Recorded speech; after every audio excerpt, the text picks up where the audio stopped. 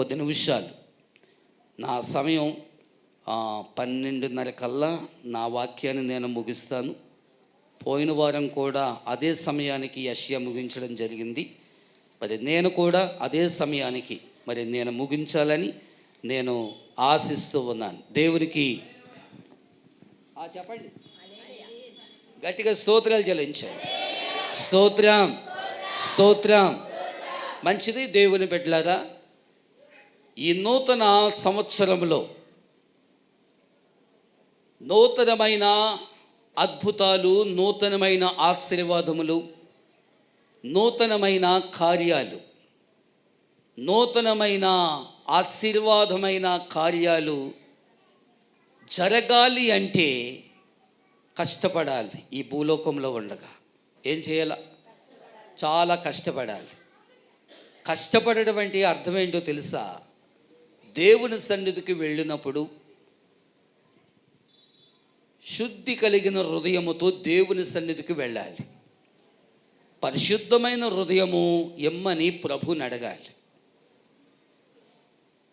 మనలో ఉన్నటువంటి మచ్చరాలు, డాగులు, లేకపోతే పాపమనే బలహీనతలు ఏదైనా మనకి అడ్డొచ్చి మనలను ఏదైనా ఎంబడిస్తూ ఉంటే గాక వాటిని ఆనాడు యోసేపు ప్రార్థించినట్లుగా, యోసేపు పాపాన్ని చూసి పారిపోయినట్లుగా మనము దేవుని యొక్క సన్నిధిలో పాపాన్ని దూరంగా తరమగొట్టి, ఆ తలుపులు వేసేయండి అమ్మా, అద్దాలు పగిలిపోతాయి. యేసయ్య రక్తములో కడగబడి ఉన్నటువంటి మనం నిజమైన అద్భుతం మన జీవితంలో జరగాలంటే, నిజమైనటువంటి కృప మన జీవితంలో, ఆ కృప అనేది మనకు ఇవ్వాలి అంటే మనలో ఉన్నటువంటి పాపాన్ని దూరంగా తరమగొట్టాలి. అప్పుడే కార్యాలు మన జీవితంలో ప్రభు జరిగిస్తాడు. 2025లో ఎన్నో కార్యాలు దేవుడు మనకు చేశాడు, అవునా కదా? ఎన్నో కార్యాలు చేశాడు మన జీవితంలో. ఎన్నో కార్యాలు చేసిన దేవునికి ఎన్ని స్తుతులు చెల్లించాం, ఎన్ని స్తోత్రములు చెప్పాం మనం. అంతకంటే ఎక్కువగా ఈ నూతన సంవత్సరములు మనము చెప్పాలి. దేవునికి స్తోత్రం, హల్లెలూయా. ఈరోజు అద్భుతాలు జరగాలంటే ఏమి చేయాలి అన్న మాటలో ముందుకుండగా నిర్గమకాండము 34వ అధ్యాయం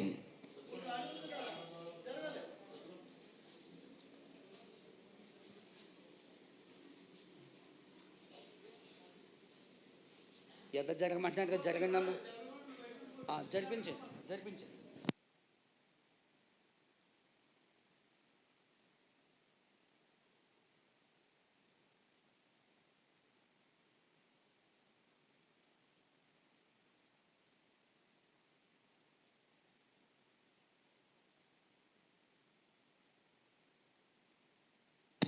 తీసారండి. నిర్గమకాండం 34వ అధ్యాయం 10వ వచనం మనం చదువుకుందాం. అందుకు ఆయన, ఇదిగో నేను ఒక నిబంధన చేయుచున్నాను, భూమి మీద ఎక్కడైనను ఏ జనములోనైనను చేయబడని అద్భుతములు నీ ప్రజలందరి ఎదుట చేసేదను. నీవు ఏ ప్రజల నడవమన్నావో ఆ ప్రజలందరూ యెహోవా కార్యమును చూచెదరు. నేను నీ ఎడల చేయబోనది భయంకరమైనది. 2 చేతులు పైకెత్తి స్తోత్రాలు చెల్లించుదాం. హల్లెలూయా, హల్లెలూయా. ఇక్కడ దైవజనుడితో పరిశుద్ధుడైన దేవుడు, పరిపూర్ణుడు, పరిశుద్ధాత్ముడు ఒక విన్నపం చేయడం జరిగింది. ఐగుప్తీయుల ప్రజలు వాళ్ళు దేవుని మాట వినలేదండి. మోషే గారు లక్షలాది మంది ప్రజలతో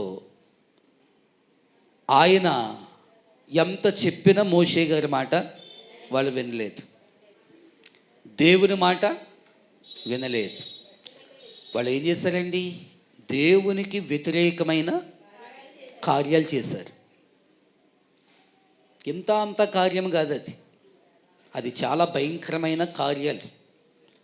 ఈ భయంకరమైన కార్యాన్ని చూసింది ఎవరు? దేవుడు మాత్రమే చూశాడు.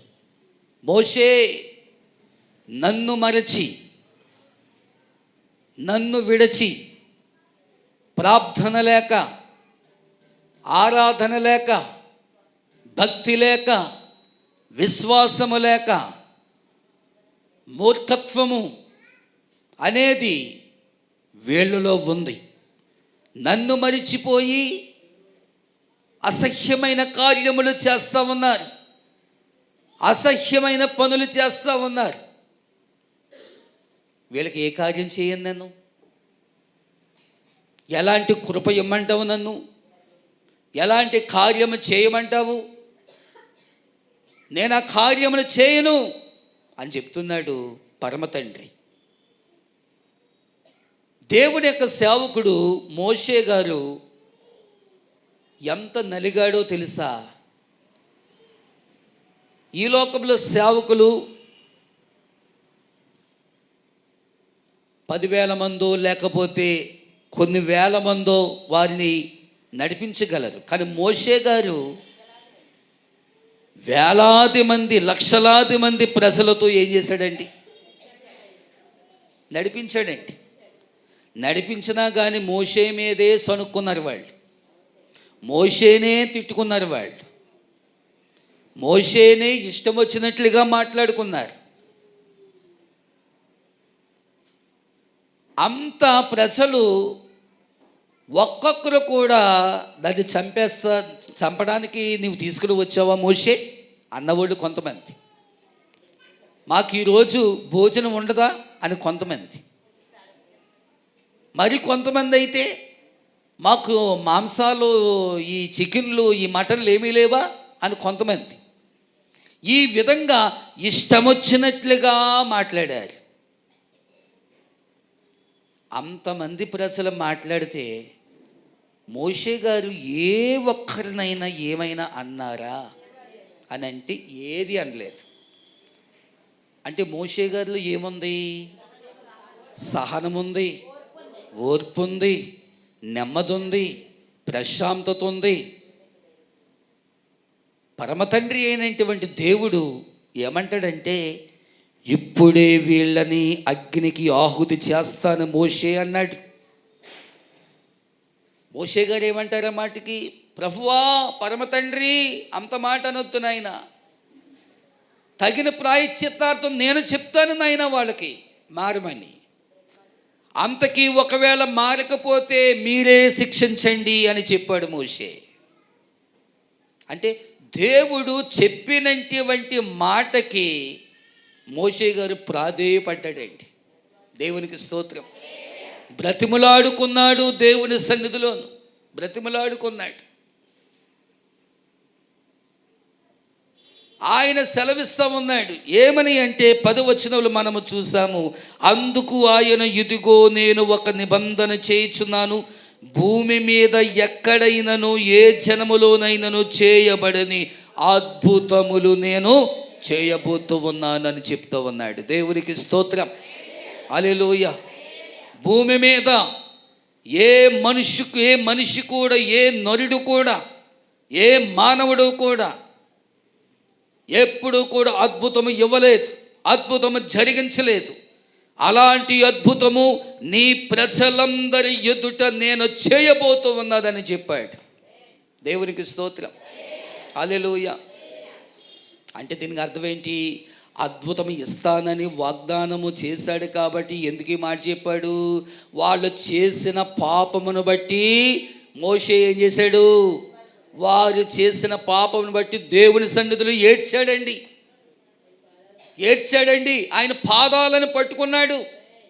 ఆయన పాదాలు పట్టుకుని బ్రతిములాడి, యేసయ్యా, వీళ్ళు చేసిన పాపము వీళ్ళు చేసిన భయంకరమైనటువంటి వ్యభిచారము, భయంకరమైన పాపము విడుదల చేయి నాయనా, వీరిని క్షమించు నాయనా, వీరిని బలపరచండి నాయనా అని ముమ్మారు మోషే గారు ప్రార్థన చేశారు.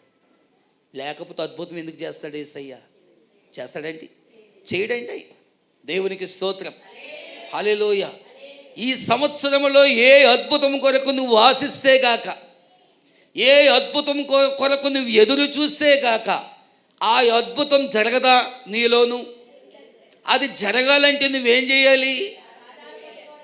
మనలో ఉన్నటువంటి కుళ్ళు, తంత్రము, మత్సరము, కోపము, అసూయ, ద్వేషము, పగలు ఏదైనా ఉంటే అద్భుతం చేయడం, అదంతా కూడా తీసివేయబడాల, అదంతా కూడా దూరపరచబడాల. అప్పుడు అద్భుతం చేస్తాడు యేసయ్య. దేవునికి స్తోత్రం, హల్లెలూయా. ఒకవేళ నీవు గృహం కట్టుకోవాలని నువ్వు ఆశిస్తున్నావా? గృహం కావాలని నువ్వు దేవుని సన్నిధులు బ్రతిమలాడుతున్నావా? శుద్ధి కలిగిన హృదయముతో దేవునిని వెంబడిస్తే నీకు నూతనమైన గృహాలు దేవుడు నీకు దయచేస్తాడు. ప్రైజ్ ది లార్డ్, హల్లెలూయా. నూతనమైన ఆశీర్వాదాలు, నూతనమైన దీవెనలు మనకు కావాలి అంటే శుద్ధ హృదయము కలిగి ఆయన సన్నిధిలో నివసించుట, ఆయన సన్నిధిలో గోజాడుట, ఆయన సన్నిధిలో బ్రతిమలాడితే దేవుడు తప్పనిసరిగా కార్యాలను దేవుడు చేస్తాడు. దేవునికి స్తోత్రం, హల్లెలూయా. అందుకనే దేవుని యొక్క బిడ్డలారా, అందుకనే వాగ్దానము ఆయన చేశాడు. నేను వాగ్దానము చేస్తున్నాను, నేను వాగ్దానం నీకు ఇస్తున్నాను, ఈ వాగ్దానము నేను నెరవేరుస్తానని చెప్పాడు. అందుకని ఇందాక చెప్పాను కదా, వాగ్దానం చేసిన వాడు నమ్మదగిన వాడు అని చెప్పాడు.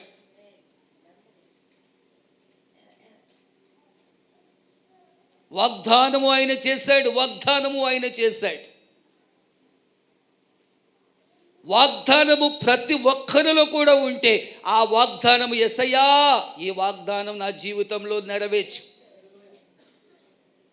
ఈ వాగ్దానము నా హృదయములో, నా మనస్సుల్లో ఈ సంవత్సరం అంతా కూడా ఈ వాగ్దానము ద్వారా నేను చేయబోతున్న పనిని కానీ, నేను చేయబోతున్నటువంటి కృషి కానీ, నేను చేయబోతున్నటువంటి ఏ పని అయినా కానీ నెరవేర్చమని ప్రభువు పాదాలు పట్టుకుంటే దేవుడు తన కార్యాన్ని జరిగిస్తాడు. దేవునికి స్తోత్రం, హల్లెలూయా. వాగ్దానములు చేయువాడా, నమ్మదగిన దేవా, వాగ్దానములు నెరవేర్చుటకు శక్తి గల దేవుడవు.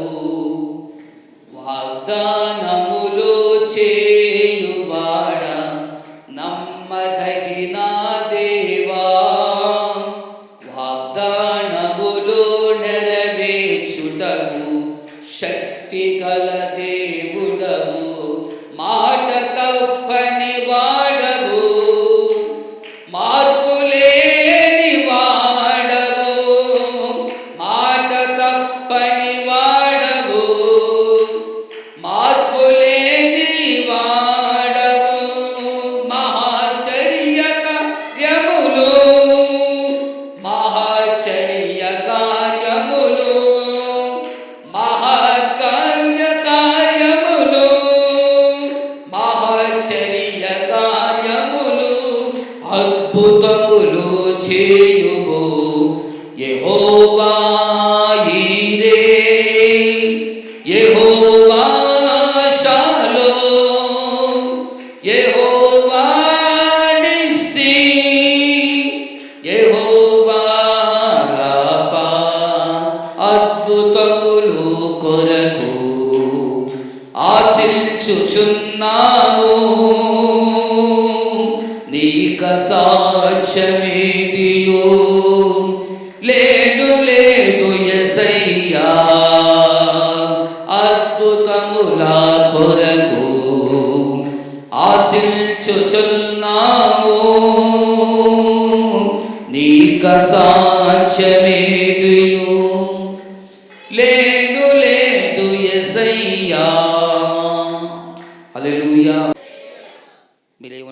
అంటే ఆయన పాడుకుంటున్నాడులే, మనకి ఎందుకు వచ్చిన గొడవ, పాడుకొని ఎంతవరకు పాడుకుంటాడు అనేసి అన్నట్టుగా చూస్తున్నారు నా ఇంక.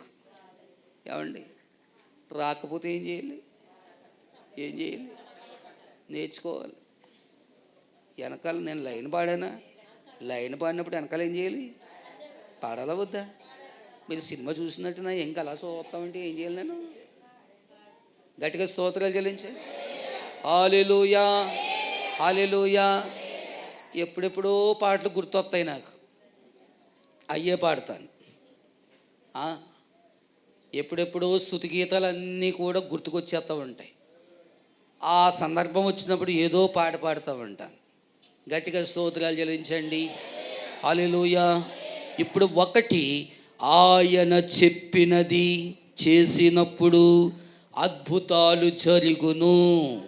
నెంబర్ 1, ఆయన చెప్పినది చేసినప్పుడు ఏం జరుగుతుంది? అద్భుతాలు జరుగును. ఆయన ఏం చెప్పాడో చూద్దాం. ద్వితీయోపదేశ కాండంలోనికి రండి. ద్వితీయోపదేశ కాండము 28వ అధ్యాయం 28వ అధ్యాయములో 1 నుండి 3 వచనాలు చదవండి స్పీడ్గా.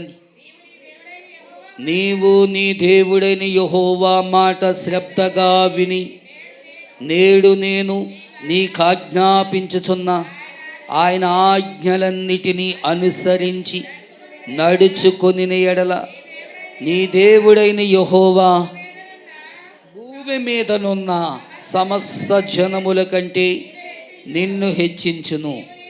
నీ దేవుడైన యెహోవా మాట వినిన ఎడల ఈ దీవెనలన్నీ నీ మీదకి వచ్చి నీకు ప్రాప్తించును.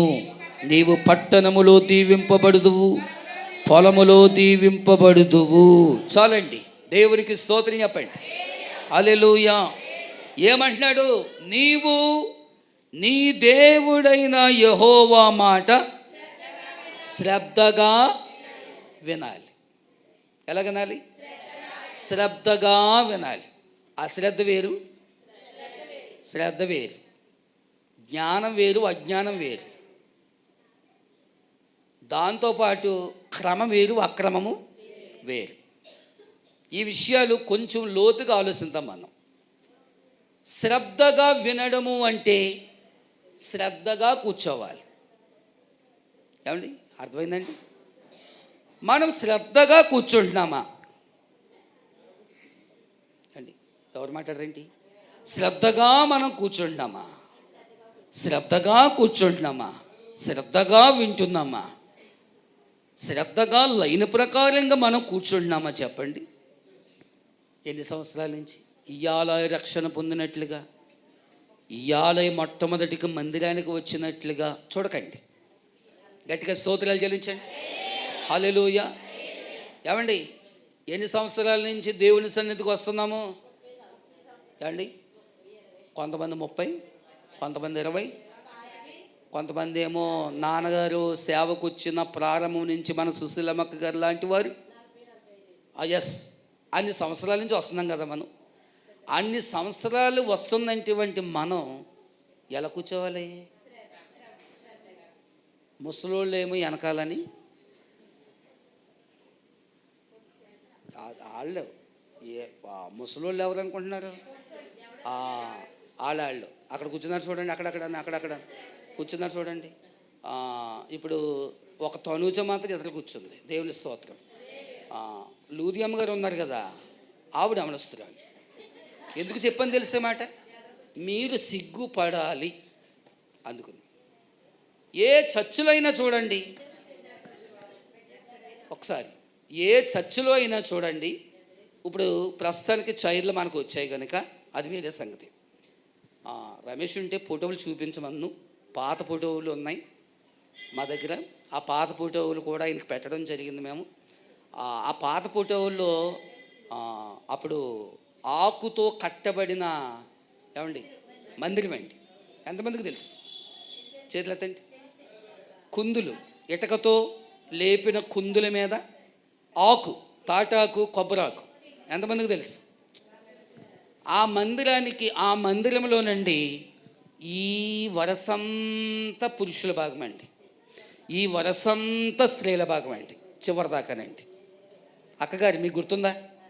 రైట్, అది పక్కనట్టండి. తర్వాత పెంకి మీద, బంగాళ పెంకి మీద మందిరం, అది ఎంతమందికి తెలుసు? ఓకే, తెలుసు కదా. అప్పుడు కూడా ఎలాగుండేదండి? వరస ప్రకారం ఒక చైర్ ఉండేదా? ఉండేది కాదు. వరస ప్రకారంగా పురుషులందరూ ఇలా కూర్చునేవారు, స్త్రీలందరూ ఇలా కూర్చునేవారు. పాస్సగారు అడుగు వేయడానికి అస్సలు ఖాళీయే ఉండేది కాదు. అది క్రమం. ఏది క్రమం? ఆకుతో కట్టబడిన చర్చిలో క్రమం ఉంది. తర్వాత పెంకుతో కట్టబడినటువంటి మందిరములో క్రమముగా కూర్చున్నాము. స్లాబు వేయబడినటువంటి తర్వాత గజిబిజిగా ఎందుకు కూర్చున్నాం అసలు? ఏమండి, ఎందుకు కూర్చున్నాం? అప్పటి దినాలు సరైన ఇల్లులు లేవు, మనకి సరైన వసతులు లేవు, సరైన సహకారాలు మనకు లేవు. దేవుని కృపను బట్టి, సేవకులు చేసిన ప్రార్థనలు బట్టి దేవుడు అన్నీ ఇచ్చాడు. అన్నీ ఇచ్చిన తర్వాత అక్రమంగా మనం పాటిస్తే ఎలాగా? ఏమండి అంతేనా? క్రమముగా కూర్చోవాలి వద్దా? మనం అమ్మాయిలందరూ ఎక్కడ కూర్చోవాలి? ఏమండి, ఎదురు కూర్చోవాలా? ముసలి వాళ్ళందరూ ఎక్కడ కూర్చోవాలి? వెనకాల కూర్చోవాలా వద్దా? అసలు జ్ఞానం అనేది ఉందా మనకి? ఏమండి, ఎవరిని అనాలి? మిమ్మల్ని కాదు, వాళ్ళని అనాలి. శ్రావ్య, వందనాలు. ఎందుకంటే ఎదురు కూర్చున్నావు కనుక. గట్టిగా స్తోత్రాలు చెల్లించండి. హల్లెలూయా. అంచేత ఆ ముసలితనం అంతా కూడా ఎప్పుడు ఆ ముసలితనం అలాగే ఉంటుంది. ఈ మధ్య సెల్ ఫోన్లోనూ ఒక వృద్ధురాలు పాటలు పాడుతుంది కదా, చూస్తున్నారు కదా. ఏం పేరు ఎవరిది? మార్తమ్మ గారు. ఎంతమంది చూస్తున్నారా? మనం చూస్తాము, అలా నడుచుకోలేము. పాటలు పాడుకుంటారులే, నాకెందుకు కూర్చొని గొడవ అనుకుంటాం అంతే. పొలకూరు సుశీలమ్మ గారు ఉన్నారు, పాట పాడమనంటే మైకి ఇచ్చుకుని పాట పాడదా? మాట్లాడరేంటండి? మరి మార్తమ్మ గారి పాటలు ఎలా ఉన్నాయి? మార్తమ్మ గారి పాటలు ఎలా ఉన్నాయండి? సెల్ ఫోన్లో వింటున్నామా మాటలు? ఎంత చక్కగా వింటాము. అబ్బా, ఎంత మంచిగా పాడుతుందో, సూపర్, భలేగా పాడుతుంది అమ్మ సుశీలమ్మ, వింటున్నావా? భలే పాడుతుందే అంటాం. ఆ ముసలమ్మ ఎదురుకొండగా బిల్డప్లు ఇస్తావే, క్రమం పాటించు నువ్వు. ఆ ముసలమ్మ ఏమంటుంది? నేను చచ్చే వరకు ఇలాగే పాడుతూ ఉంటాను అంటుంది. మొన్న మధ్యకాలంలో భర్త గారు కూడా చనిపోవడం జరిగింది. నిజంగా ఆమెకు ఉన్నటువంటి విశ్వాసం మీకు ఎవరికైనా ఉందా అడుగుతున్నాను. మీకు ఎవరికీ కాదు, మనకు ఎవరికైనా ఉందా? పోనీ చెప్పండి. లేదండి. పౌరుషముతో పాట పాడతామంది. పోనీ ముసలావిడే కదా, వణుకుతో పాడుతుందా? లేకపోతే ఒక వణుకు లేదు, పాట తప్పు లేదు, ఉన్నట్లుగా ఎప్పుడో ఓల్డేజ్ గోల్డ్ పాటలు పాడుతుంది. ఎంత ఆశీర్వాదం అండి. అందుకని దీర్ఘాయుసుని ఇచ్చాడు. దేవునికి స్తోత్రం. నీకు దీర్ఘాయుసుని దేవుడు ఇవ్వాలంటే, నీకు దీర్ఘాయుసుని సమృద్ధిగా దేవుడు నీకు ఇవ్వాలంటే నువ్వేం చేయాలా? చెప్పండి. ఆయనను మహిమపరచాలి. నా చిన్నప్పుడు పూర్వనాడు అంతర్పాలెం సభలో, రాజమండ్రిలో సభలో జరుగుతాయి కదా. ఆ సభల్లోనండి ముసలమ్మలండి, వాళ్ళే కోయరు. తెలుసా మీకు? ముసలోళ్ళండి, 90 సంవత్సరాలు, 80 సంవత్సరాల వాళ్ళు, 70 సంవత్సరాల వాళ్ళు స్టేజీ ఎక్కేసి స్టేజీ బదలు కొట్టేసారు. లేకంగా అర్థమవుతుందా? అంత గట్టిగా స్వరము పెట్టి పాటలు పాడుతుంది. మనం సిగ్గుపడాలి నిజంగా. దేవునికి స్తోత్రం. హల్లెలూయా. శ్రద్ధగా ఉండాలి మనం. శ్రద్ధగా దేవుని యొక్క వాక్యం వినాలి, శ్రద్ధగా దేవుని యొక్క వాక్యం చదవాలి. ఈరోజు నేను వాక్యం చదవానండి, అన్నవాళ్ళు చేతులు ఎత్తండి. ఈరోజండి నేను ఎవరి ముఖం చూడలేదండి. ఫస్ట్ దేవుని ముఖం చూశానండి. తర్వాత అండి మా అమ్మ ముఖం చూశాను, మా నాన్న ముఖం చూశాను. అన్నవాళ్ళు ఎవరైనా చేతులు ఎత్తండి. అసలు మిమ్మల్ని అందరినీ ఎక్కడ పెట్టాలా? తెలుగెడతాను ఎక్కడ పెట్టాలండి? లెగుతున్న తోలుగా అంతా ఎందుకు, తెల్లవారుజామున వచ్చి రత్నకుమారు, పొలమూరు రత్నకుమార్ వచ్చి అన్న కూరగాయలు బయట ఇట్టేసాను, కుక్కలు ఇటుకెళ్ళిపోతాయి తీసుకోండి అన్నాడు. ఏమండి, నేను వెంటనే వెళ్ళిపోలేదు, ప్రార్థన చేసుకుని అప్పుడు బయటికి వెళ్ళాను. నేను వచ్చేటప్పటికే నాన్నగారు ఓపుకున్నా లేకపోయినా బ్యాగులు ఈడ్చేసి మొత్తం మీద సచ్చులు పెట్టేయారు. ఎవరు చేశారు ఆ పని చెప్పండి? నాన్నగారు చేశారు ఆ పని. తెల్లవారుజామున అందరికంటే ముందు ఆయన లెగిస్తారు కనుక నిజంగా కుక్కలే పట్టుకెళ్ళిపోతాయి, నిజంగా డౌట్ లేదు అందులో చెప్పారు. అంటే ఉదాహరణ ఎందుకు చెప్పాను, ఎవరో పిలుస్తారనేసి దుప్పటి తన్నేసి తలదండ్రులు తన్నేసి తలుపులు తీసేసి దెబ్బతింటాం. ఎందుకో తెలుసా, ఏ తలుపు మొహను కొడుతుంది, ఏ గడప కొడుతుంది. ఎందుకు? ప్రార్థన లేక, ప్రార్థన చేయకుండా వెళ్ళినందుకు. దేవునికి స్తోత్రం చెప్పండి. హల్లెలూయా. ప్రార్థనే ప్రాముఖ్యత, ఆ ప్రార్థనే బలాన్ని మనకి ఇస్తుంది. శ్రద్ధగా జీవించుట. మీరందరూ కూడా ఈరోజు వాక్యం చదవలేదు గనుక ఇంకా మీకు అందరికీ కూడా పనిష్మెంట్ ఏంటంటే ఏం కాదు, రేపు ఆదివారం నుంచి 100వ కీర్తన చూడకుండా చెప్పండి అని చెప్పాలి. అలాగే చెప్పాలి, ఇంకంతకన్నా ఏముంది. మీరు బైబిలే తీయట్లేదంటే, బైబిలే చదవట్లేదంటే మిమ్మల్ని ఏమనాలండి?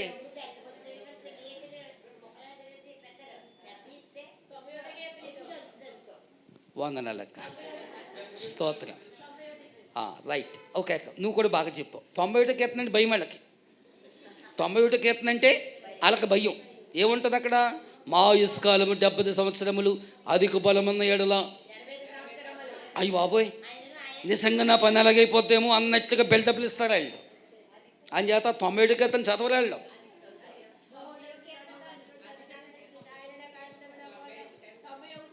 ఓ 91 మీరు అనేది? ఓకే, అర్థమైంది. గట్టిగా స్తోత్రాలు చెల్లించండి. హల్లెలూయా, హల్లెలూయా. ఈ రోజు నుంచి నేను వాక్యం చదువుతాను అన్న వాళ్ళు చేతులు ఎత్తండి. ఈ రోజు నుంచి తమ్ముడా నేను వాక్యం చదువుతాను, రోజుకు ఒక అధ్యాయం చదువుతాను, లేకపోతే 2 అధ్యాయాలు చదువుతాను, ఆదివారం దాకా చదువుతాను. ఆదివారం దాకా చదివే చూడలేకండి బాబోయ్. సంవత్సరం అంతా బ్రతికిన కాలం వరకు కూడా ఆ వాక్యము చదువుకుంటూ దేవుని సన్నిధిలోకి వెళ్ళాలి. మీరు గట్టిగా స్తోత్రాలు చెల్లించండి. హల్లెలూయా, హల్లెలూయా. మిమ్మల్ని ఇక్కడ నిలబెట్టి బైబిల్ ఎందుకు చదివిస్తున్నామో తెలుసా? తప్పులు వచ్చాయి అంటే మీరు బైబిల్ చదవట్లేదు అని అర్థం. అర్థమైందా? బలు వెలిగిందే లేదా? అంటే చదవాలి. న్యూస్ పేపర్ కాదు, సీరియల్ కాదు, లేకపోతే టీవీలో వచ్చే చెత్త కాదు. ఏం చదవాలి? బైబిల్ చదవాలి. మంచి జ్ఞానం నేర్పిస్తుంది మనకి. దేవునికి స్తోత్రం. హల్లెలూయా. అందుకనే ఇక్కడ మనం చూస్తూ ఉంటుంటే ఏమని ఉందండి వాక్యములో? మనం చూస్తే, నీవు నీ దేవుడైన యెహోవా మాట శ్రద్ధగా విని నేడు నేను నీకు ఆజ్ఞాపించుచున్న ఆయన ఆజ్ఞలన్నిటినీ అనుసరించి నడుచుకొని ఎడల నీ దేవుడైన యెహోవా భూమి మీదనున్న సమస్త జనముల కంటే నిన్ను హెచ్చించును. ఒకటి, క్రమముగా ఉండాలి, మనం శ్రద్ధగా ఉండాలి. రెండోది ఏంటో తెలుసా? ఆయన ఆజ్ఞలను గైకొనాలి. ఎవరి ఆజ్ఞలు? దేవుడు మనకిచ్చినటువంటి ఆజ్ఞలను గైకొనాలి. తల్లి తండ్రిని సన్మానించు, వ్యభిచారం చేయకూడదు, దొంగలకూడదు, నరహత్య చేయకూడదు, అబద్ధ సాక్ష్యం పలుకకూడదు, నీ దేవుడని యెహోవా నేనే అనే ఆజ్ఞలు ఉన్నాయి కదా. ఆ ఆజ్ఞలన్నీ కూడా క్రమముగా ఏం చేయాలి? గైకొనాలి. మనం ఒక్కసారి చదివితే కుదరదు. అతమాటు ఆ వాక్యాలను మనము చదవాలి, ధ్యానించాలి, మన హృదయంలో భద్రపరచుకోవాలి. దేవునికి స్తోత్రం. హల్లెలూయా. రక్షణ ఎందుకు పొందుకున్నాం? మనం రక్షణ ఎందుకు పొందుకున్నామండి? రక్షణ పొందుకున్నందు మాత్రాన దేవుని సన్నిధి ఎత్తబడిపోతామా? చెప్పండి.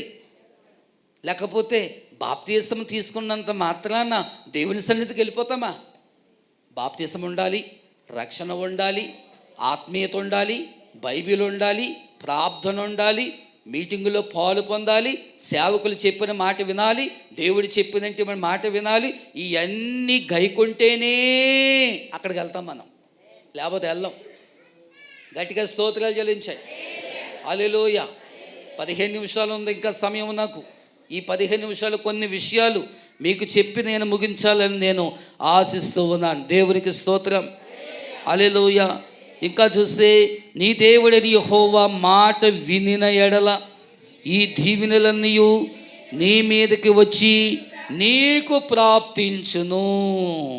నీ దేవుడైన యెహోవా మాట నీవు వింటే, ఆజ్ఞలని గైకుంటే, నీకు రావలసిన దీవెనలు, ఆశీర్వాదములు మెండుగా ప్రతి ఒక్కరి మీద దేవుడు ఏం చేస్తానంటున్నాడు? ఇస్తానంటున్నాడు ఆయన. దేవునికి స్తోత్రం. హల్లెలూయా. రెండోది ఏంటో తెలుసా? లోతైన అనుభవంలోకి వెళ్ళినప్పుడు అద్భుతాలు జరుగును. రెండోది, లోతైన అనుభవంలోనికి వెళ్ళినప్పుడు అద్భుతాలు జరుగును. లోకాసువార్తలోనికి రండి. లోకాసువార్త 5వ అధ్యాయం చూడండి. 5వ అధ్యాయం 4వ వచనం చూడండి.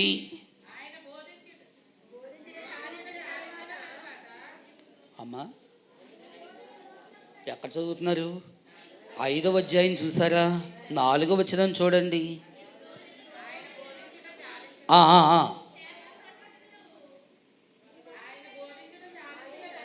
తరువాత నీవు ధోనిను లోతుకు నడిపించి చేపల పట్టుటకు మీ వలలు వేయుడని సీమోనుతో చెప్పగా. దేవునికి స్తోత్రం. హల్లెలూయా. ఇక్కడ రాయబడినటువంటి మాట మనము చూసాము. ఆయన బోధించుట చాలించిన తరువాత నీవు ధోనిని లోతుకి నడిపించు. లోతుకి నడిపిస్తే ఏమున్నాయి? ఒడ్డుకి నడిపిస్తే ఏముంది? హలో చెప్పండి. ఒడ్డునే ఏం దొరుకుతుంది? చెత్త చెదారం. లోతుకి వెళ్తే ఏం దొరుకుతాయి? చేపలు దొరుకుతాయి. ఇప్పుడు మనము లోతుగా వాక్యములోకి వెళ్తే ఏం దొరుకుతాయి? ఆశీర్వాదాలు దొరుకుతాయి. అమూల్యమైన ముత్యాలు దొరుకుతాయి మనకి. దేవునికి స్తోత్రం. హల్లెలూయా. పైనే వాక్యం చదివితే కుదరదు. ఆదియందు దేవుడు భూమి ఆకాశములు సృజించెను. అది అయిపోయిన తర్వాత మళ్ళీ ప్రకటనలోకి వెళ్ళిపోయి ఆ వాక్యం చదివితే ఆశీర్వాదాలు వస్తాయా? దీవెనలు వస్తాయా? ప్రతిఫలాలు దేవుడు ఇస్తాడా? ఎవడో. ఏం చేయాల? లోతుకు వెళ్ళిపోవాలి. మనం లోతైన మార్గంలోనికి వెళ్ళాలి. లోతైన మార్గంలోకి వెళితే ముత్యాలు దేవుడు ఇచ్చినట్లుగా బైబిల్లో ఉన్నటువంటి రత్నాలు దేవుడు మనకి ఇస్తాడు. దేవునికి స్తోత్రం. హల్లెలూయా. ఇక్కడ ఈ వాక్యములో మనము చూస్తాము. ఈ వాక్యము మనకు అందరికీ తెలుసు. ఎన్నోసార్లు ఈ వాక్యము విన్నాము, నేర్చుకున్నాము. సీమోను పేతురు గారితో ప్రభు మాట్లాడింది ఏంటంటే, నీవు దరిదరినే ఉన్నావు కాబట్టి లోతుకి నడిపిస్తే నీకు చేపలు దొరుకుతాయి అన్నాడు. ఒక మాట. దేవునికి స్తోత్రం. హల్లెలూయా. లోతుకి నడిపిస్తే చేపలు దొరుకుతాయి అంటే విన్నాడా? వినలేదు. ఏమన్నాడు ఆ మాటకి? లేదు నాయన, రాత్రంతా ప్రయాసపడ్డాను, కష్టపడ్డాను, ఒక చేప అయినను దొరకలేదు. నీ మాట చొప్పున వల వేస్తున్నాము నాయనా. ఈ బోధకుడేమో చేపలు పడవంటి ఎండు. ఏమండి? చేపలు పడవంటి ఎండు, నీ మాట చొప్పున వల వేస్తున్నాము. వల వేయగానే ఏం పడ్డాయి? చేపలు పడ్డాయి. లోతులో పడ్డాయా? ఒడ్లో పడ్డాయా? లోతులోకి పడ్డాయి. విశ్వాసములోను ఆధ్యాత్మికమైన మేలులు మనకు కావాలంటే లోతులోకి వెళ్ళాలి. లోతులోకి వెళ్ళడం అంటే అర్థం ఏంటి? దేవుని యొక్క సేవకులు చెప్పే లోతైన మాటలు చెప్పినప్పుడు మనము కూడా లోతుగా నడుచుకుని లోతైన మాటలు వినాలి మనం. అప్పుడే ఆశీర్వాదం, దీవెనలు దేవుడు మనకి కలుగజేస్తాడు. దేవునికి స్తోత్రం. హల్లెలూయా. పేతురు గారు ఎలాగైతే ముందు వినలేదో, విన్నారా? పేతురు గారు ఎలాగైతే ముందు వినలేదో, ఈరోజు విశ్వాసులు కూడా సేవకులు ఏదైనా చెప్తే ముందు పట్టించుకోరు, ముందు వినరు. ఆ లోతు ఎవరికి అర్థమవుతుందో తెలుసా? ప్రార్థనా పరులకి అర్థమవుతుంది. ఆ లోతు, ప్రార్థనలో ఉన్నటువంటి లోతు, ఆరాధనలో ఉన్న లోతు, జీవమార్గములోనికి ఉన్నటువంటి లోతు ఎవరికి అర్థమవుతుందంటే మంచి ప్రార్థనా పరులకు మాత్రమే ఆ లోతు అనేది తెలుస్తుంది. మిగతా వాళ్ళు ఎవరికి తెలియదు. దేవునికి స్తోత్రం. హల్లెలూయా. ఏదో మంచం దగ్గరే ఏదో పొడి పొడి మొక్కలు చిన్న ప్రార్థన, ఆహారం దగ్గరే చిన్న ప్రార్థన, లేకపోతే వెళ్ళినప్పుడే చిన్న ప్రార్థన, ఆ ప్రార్థన కాదు. తనివి తీరా దేవుని యొక్క సన్నిధులు ముమ్మారు మోకాళ్ళు ఉంచి, మోకాళ్ళ మీద నిలబడి, మీకు ఇచ్చిన సమయం అరగంట అయితే అరగంట, గంట అయితే గంట, పావుగంట అయితే పావుగంట, 10 నిమిషాలు అయితే 10 నిమిషాలు, ఎంతో కొంత ప్రార్థన చేసుకుని నువ్వు వెళితే నీకు ఎనలేనటువంటి ఆశీర్వాదం, దీవెనలు దేవుడు మెండిగా దయచేస్తాడు. దేవునికి స్తోత్రం. హల్లెలూయా. ఇంకా మనము చూస్తూ ఉంటుంటే మూడోది, మన ప్రార్థన ఉపవాస జీవితం మరలా బలపరుచుకొనుట వల్ల అద్భుతాలు జరుగును. మన ప్రార్థన ఉపవాస జీవితం మరలా బలపరుచుకొనుట వల్ల అద్భుతాలు జరుగును.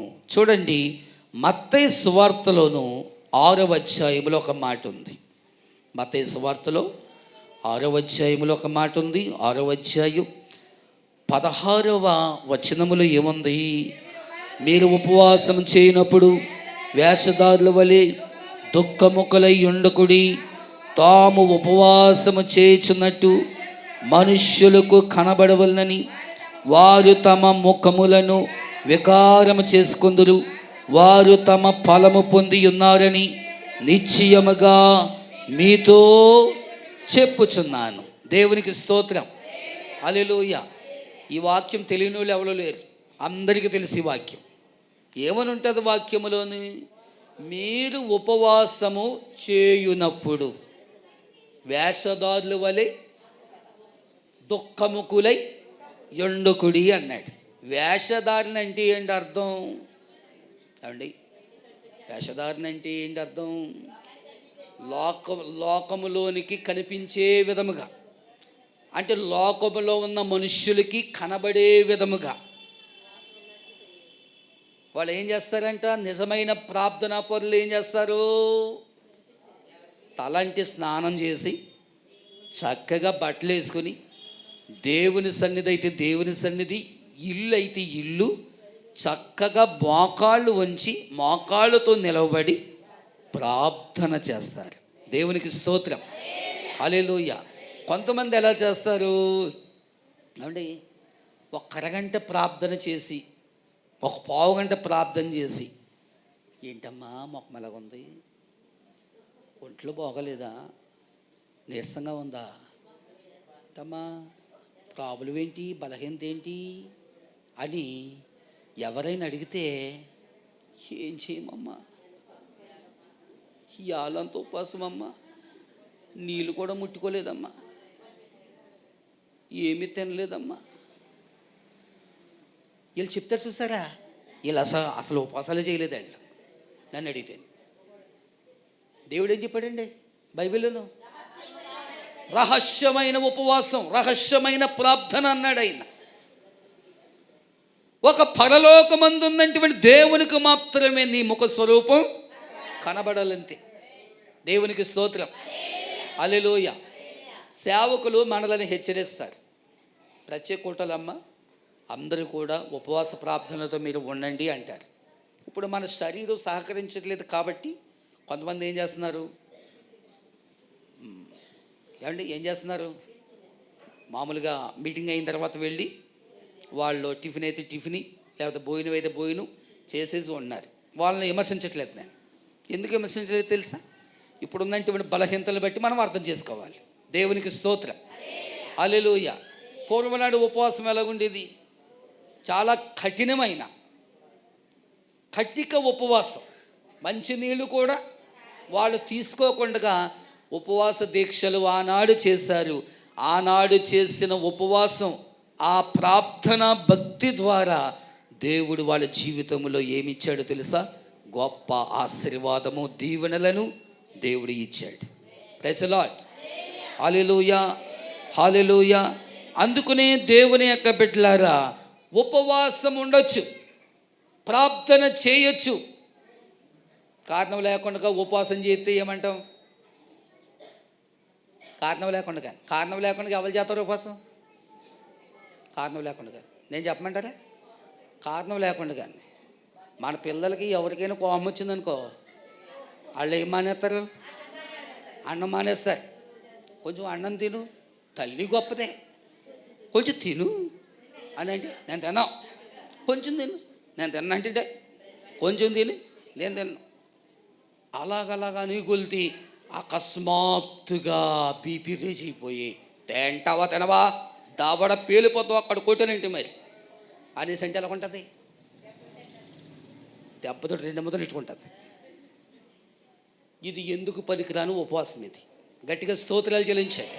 హల్లెలూయా. నీవు నేను ప్రతి ఒక్కరము కూడా చేసే ఉపవాసము దేవునికి ప్రయోజనకరంగా ఉండాలి, దేవునికి ఇష్టమైనదిగా ఉండాలి.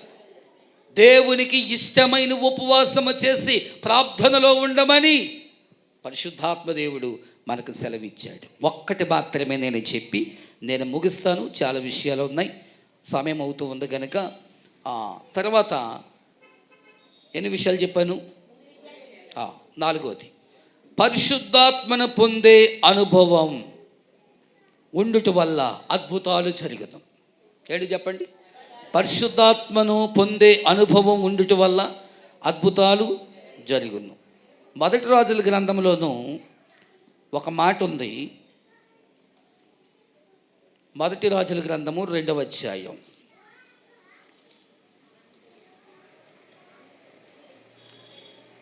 2వ అధ్యాయంలో 2వ అధ్యాయం 14వ వచనం చూడండి. నీతో చెప్పవలసిన మాట ఒకటి యున్నదనెను, ఆమె అది చెప్పుమనగా, అతడు రాజ్యము నాదయుండుననియు నేను ఏలవలనని. ఒకసారి ఉందండి, రిఫరెన్స్ నేను మర్చిపోయినట్లుగా ఉన్నాను. నేను 2వ రాజుల గ్రంథం చూడండి ఒకసారి. 2వ రాజుల గ్రంథము 2వ అధ్యాయం 14వ వచనం చూడండి. ఒంటి మీద నుండి క్రింద పడిన ఆ దుప్పటిని పట్టుకొని నీటి మీద కొట్టి, ఏలియా యొక్క దేవుడైన యెహోవా ఎక్కడ ఉన్నాడని అతడు ఆ దుప్పటితో నీటిని కొట్టగా అది ఇటు అటు విడిపోయినందున ఎలీషా అవతలి ఒడ్డునకు నడచిపోయెను. దేవునికి స్తోత్రం కలిగింది గాక. హల్లెలూయా. దేవుని యొక్క బిడ్డలారా, ఇక్కడ మనము చూస్తూ ఉంటుంటే పరిశుద్ధాత్మ యొక్క అనుభవం ఏలియా గారు సంపాదించుకున్నాడు. ఎవరు సంపాదించుకున్నారు? ఏలియా గారు సంపాదించుకున్నాడు. నెంబర్ 2, ఎలీషా గారు కూడా ఏమంటాడు? ఏలియాకున్నటువంటి అభిషేకమును చూసి, ఏలియాకున్నటువంటి ఆత్మ నింపుదల చూసి, నీకున్న ఆత్మ నాకు కూడా కావాలి అని అడిగాడు. ఎవరిని? ఏలియా గారిని అడిగాడు. నాకున్నటువంటి ఆత్మ నీకు కావాలి అంటే నీ సిరి సంపదలను వదులుకోవాలి, విడిచిపెట్టాలి అన్నాడు. ఎలీషా ఇంటికి వెళ్తాడు. ఇంటికి వెళ్ళి అతను సంపాదించినటువంటి ఏంటది, అరకలు, ఎద్దులు, ఆ బళ్ళు అవన్నీ కూడా ప్రక్కన పెట్టేసి అప్పగించేసి, వీలైతే తల్లిదండ్రులు కూడా చెప్పేసి వచ్చేసి ఎవరిని వెంబడించాడు? ఏలియా గారిని వెంబడించాడు. ఏలియా ద్వారా ఎన్ని కార్యాలు జరిగాయో ఎలీషా గారి ద్వారా అనేకమైన కార్యాలు జరిగాయి. దేవునికి స్తోత్రం. హల్లెలూయా. దేవుని యొక్క సన్నిధిలో మనం నేర్చుకోవలసింది ఏంటంటే నూతనమైన అభిషేకం కలిగి ఉండాలి. ఎలాంటి అభిషేకం? నూతనమైన అభిషేకం, నూతనమైన కాపుదల, నూతనమైన ఆశీర్వాదమును, నూతనమైన ఆత్మ, నూతనమైన దర్శనం, నూతనమైన తలాంతులను దేవుడు మనకు ఇవ్వాలి అంటే ఒక ఏలియా ప్రభువుని అడిగినట్లుగా, ఎలీషా ప్రభువుని అడిగినట్లుగా నీవు నేను అందరము గాక ఆయన్ని అడిగితే అభిషేకాన్ని దేవుడివ్వడా? ఆత్మను దేవుడివ్వడా? అభిషేకాన్ని దేవుడు ఇవ్వగలడు. ఆయన దేవునికి స్తోత్రం. హల్లెలూయా. అలాంటి అభిషేకము కలిగినటువంటి ఆత్మ కలిగిన వారి ముఖాలు చూడండి. వారి ముఖాలు ఎలాగున్నాయో, ఆత్మ పొందలేనటువంటి ముఖాలు ఎలాగున్నాయో మనం వెలుగుతాం. కారణం ఏంటి తెలుసా? వారి ముఖములో తేజస్సు, సంతోషము, ఆశీర్వాదం ఉంది వాళ్ళలోను. నువ్వు అభిషేకం పొందలేదు కనుక, నువ్వు ఆత్మను పొందుకోలేదు కనుక నీ ముఖము ఎలాగుందో తెలుసా? వికారంగా, నీరసముగా ఉంది. దేవునికి స్తోత్రం. హల్లెలూయా. నువ్వేమని ప్రార్థన చేయాలో తెలుసా? తండ్రి, అనేకమైన పరిశుద్ధాత్మను నీవు ఇచ్చి ఉన్నావు, ఆ ఆత్మ నాకు దయచేయనైనా, ఆ నింపుదల నాకు దయచేయనైనా, ఆ అభిషేకం నాకు దయచేయనైనా, ఆ ఆత్మీయమైనటువంటి పోరాటమును నాకు దయచేయనని ప్రార్థన చేస్తే దేవుడు ఇవ్వడా? దేవుడు ఇస్తాడు. దేవునికి స్తోత్రం. హల్లెలూయా. అటువంటి ఆత్మాభిషేకాన్ని మనము పొందుకొని ఆత్మీయతలో మనము ఎదిగి దేవుని యొక్క దీవెనలను, ఆశీర్వాదములను మెండుగా పొందుకొందుము గాక. ఈ మాటలను ప్రభు దీవించును గాక. ప్రార్థన చేద్దాం. తలలు వంచండి, కళ్ళు మూసుకోండి.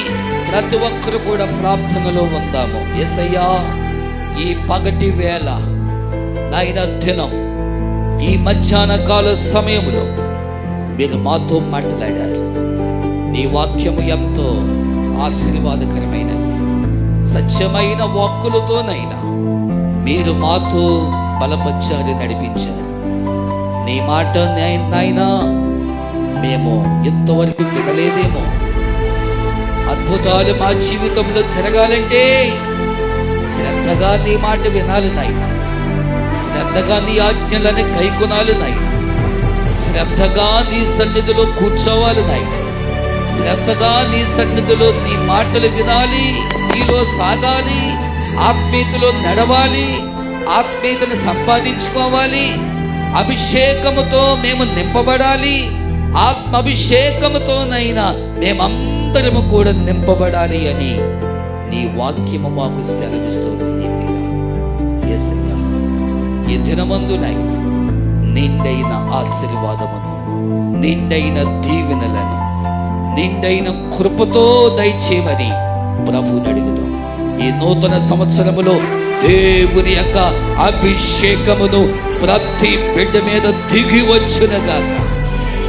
ఎవరికైతే పరిశుద్ధాత్మ లేదో, ఎవరికైతే ఆత్మ లేదో, ప్రతి బిడ్డ మీదనైనా వారు నీ సన్నిధికి వచ్చి ఉండగా నిండైన ఆశీర్వాదములతో, అభిషేకముతోనైనా ఏలియాకిచ్చినటువంటి ఆత్మను, ఎలీషాకిచ్చినటువంటి ఆత్మను, నూతనమైన అభిషేకమును ప్రతి బిడ్డ మీదకి రగులుకొనును గాక, నడిపించును గాక, అభిషేకించును గాక, ఆత్మీయమైన వరములతో నింపబడును గాక. ప్రతి బిడ్డలో ఉన్నటువంటి శోధనలన్నీ కూడా యేసు నామములో తొలగిపోవును గాక. ఆత్మీయమైనటువంటి కార్యములు ప్రతి బిడ్డ జీవితంలో జరుగుగాక. ఈ నూతన సంవత్సరములోనైనా నూతనమైన ఆశీర్వాదమును పొందుకుందుము గాక. నూతనమైన తలంపులను పొందుకుందుము గాక. నూతనమైన దీవెనలను మనమందరము కూడా నింపబడుతుము గాక.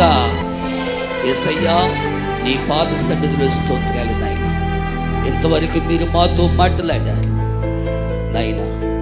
ఏలియాకి ఇచ్చినటువంటి ఆత్మను, ఎలీషాకి ఇచ్చినటువంటి ఆత్మను వారి పరిశుద్ధులు, నీ సన్నిధిలో ప్రార్థనా పరులు, నీ సన్నిధిలోనైనా నీకు భయపడి ఉన్నారు నాయన. వారు ప్రయాసపడ్డారు గనక, వారి ప్రార్థన నీవు చూసావు గనక, వారి ప్రార్థన నీవు విన్నావు గనక నైనా వారిని ఆశీర్వదించి అభిషేకముతో నింపావు నైనా. అదే అభిషేకములు మా మీద దిగి వచ్చి మా అందరి పైన దిగి వచ్చినాయి. నీ సిక్కిన మేఘము ద్వారా ప్రతి బిడ్డను కప్పి నడిపించి బలపరిచి ఈ సంవత్సరములో నూతనమైన దీవెనలతో నింపబడుదుముగాక, నూతనమైన ఆశీర్వాదములతోనైనా తిరిగి ఆయన సన్నిధులు ఉందుముగాక. యేసయ్యా, విత్తబడిన వాక్యాన్ని మా హృదయాల్లో ఫలించి నడిపించి నాయన రానటువంటి దినాల్లో నాయన ప్రతి విశ్వాసి బాగుపడాలంటే, ఆశీర్వాదకరంగా ఉండాలంటే నాయన వాక్యాన్ని చదివి, వాక్యాన్ని పఠించి, వాక్యమును నేర్చుకుని పాటలు పాడి నిన్ను స్తుతించే బిడ్డలు, నిన్ను ఆరాధించే బిడ్డలు, సేవకులు చెప్పినటువంటి మాట వినే బిడ్డలు, నా మాట విను అని నువ్వు అన్నావు నైనా. మేము వినలేదేమో ఎంతవరకు నైనా, నీ మాటకు నైనా మేము విని పశ్చాత్తాపముతో, మంచి హృదయముతో, మంచి మనసుతో నైనా నీకు లోబడి, నీ మాటకు లోబడి మాలో తొందరపాటు చేస్తున్నటువంటి నాయనా ప్రభువా పాపము నాయనా, భయంకరంగా ఉన్నటువంటి కోపము నాయనా, మా ఎదుట ఉన్నటువంటి నాయనా ఏదైతే అడ్డం వస్తుందో అవన్నీ కూడా యేసు నామములో తొలగించి, యేసు నామములోనైనా ప్రతి బిడ్డను బలపరిచి, ప్రతి బిడ్డను దీవించి నాయనా కోపము నాయనా, నేత్ర అసూయ నాయన, పగ, ద్వేషం ఇవన్నీ కూడా యేసు నామములో తొలగించబడి నిన్ను మాత్రమే వెంబడించి, నీకు మాత్రమే లోబడి, నీ కొరకై బ్రతికే కృపా సన్నిధి సహవాసాన్ని మీరు మాకు దయచేసి నడిపించున్నారు. నీ దీవులతో ఆశీర్వాదములతో నింపండి, బలపరచండి, మహిమ పొందండి. యేసయ్య నామమున ప్రార్థించుకుని వేడుకొంచిన మా పరమ తండ్రి, ఆమేన్. అందరికీ వందనాలు. దైవజనులకి సమీపించిన దైవజనులకి వందనాలు తెలియజేస్తాను.